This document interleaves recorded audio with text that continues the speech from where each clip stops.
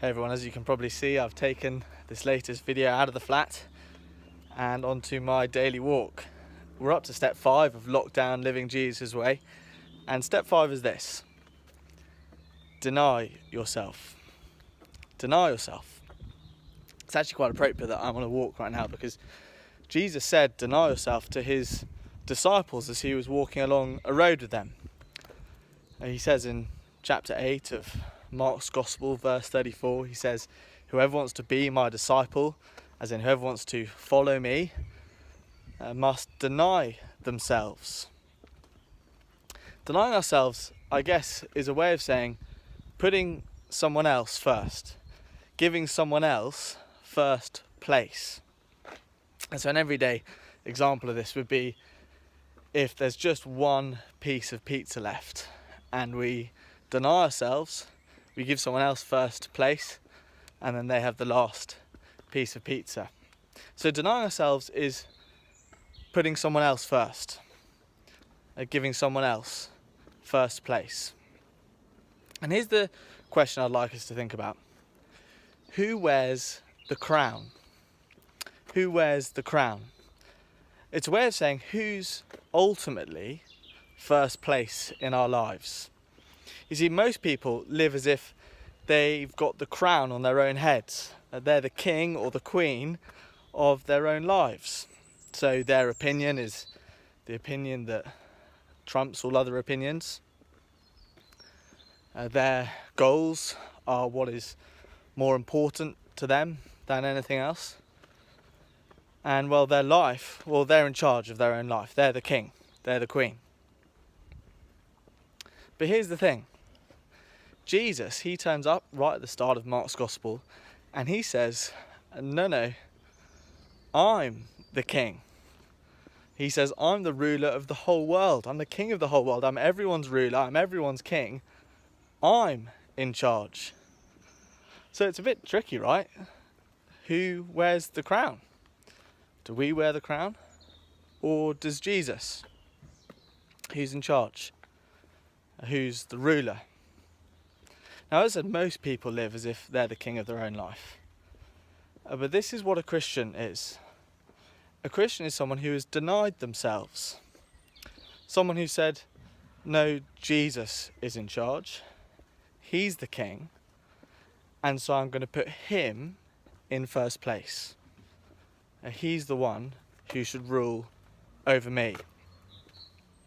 And when that happens, it means, well, that person's opinions, well, they're now Jesus' opinions. Jesus' opinions have become their own. And so Jesus' opinions about what they do with their time and who they date are the opinions that matter most. It also means that Jesus' goals have become their goals. So they want to please their Father in heaven, just as Jesus does, more than anything else. That's more important to them than grades or who they're friends with. And then what about life? Well, Jesus' life has become their life. They want to serve other people. They want to tell other people about Jesus and the forgiveness he offers. So that's what a Christian is, someone who's denied themselves, put Jesus in first place. And so Jesus is the king of their life. Jesus is the king, they're not. There's a really good story that sort of shows this, which is about Queen Victoria. Queen Victoria, perhaps the most powerful woman who ever lived. She was the queen of the British Empire when it was at the peak of its powers. And my dad says that he remembers being in history classes when he was a boy and looking up at a map of the globe and seeing about a quarter of it was pink. That pink part was the British Empire. The Queen was in charge of a quarter of the world. Of course, by the way, my dad wasn't alive when Queen Victoria was alive. It was just in his history lessons. But the Queen Victoria, she was asked, what would you do if you met Jesus?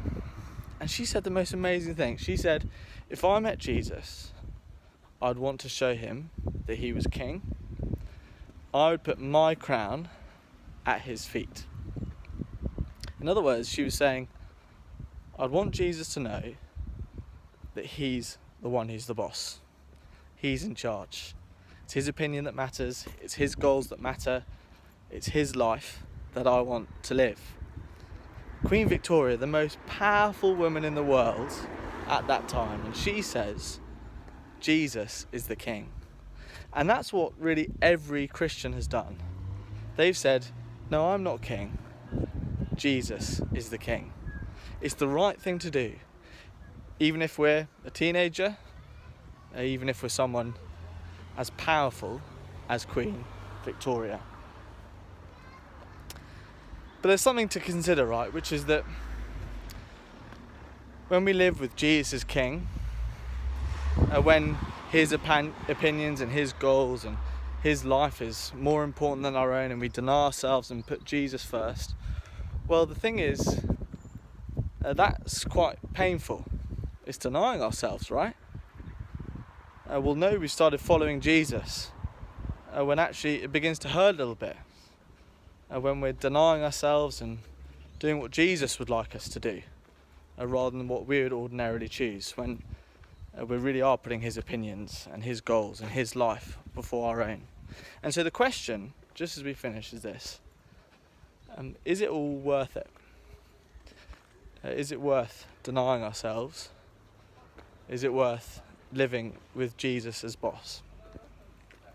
And the answer to that question is absolutely. Absolutely. Because the thing is, when we deny ourselves and give Jesus first place, we get to be a part of Jesus' kingdom. You see, if we lived as if we were king or we were queen, then we're part of our own kingdom or queendom, right? So we can't be a part of Jesus's. But if we deny ourselves, if we put Jesus in the first place, with him as king, then we get to be a part of his amazing kingdom. A kingdom that is better than anything else. So it's full of unconditional love. It's a place full of life, a life that lasts forever. It's a place where Jesus is the king and he gives all of his followers everything they need. It's a place of meaning and purpose and ultimate fulfillment.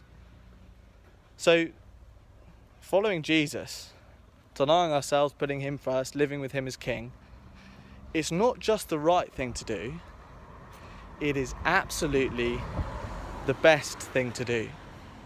Jesus goes on to say, whoever would lose their life, whoever would deny themselves, will save their life. If we live with Jesus as king, with him as the boss, if we deny ourselves, we get to be a part of Jesus' amazing kingdom, and there is nothing better than that.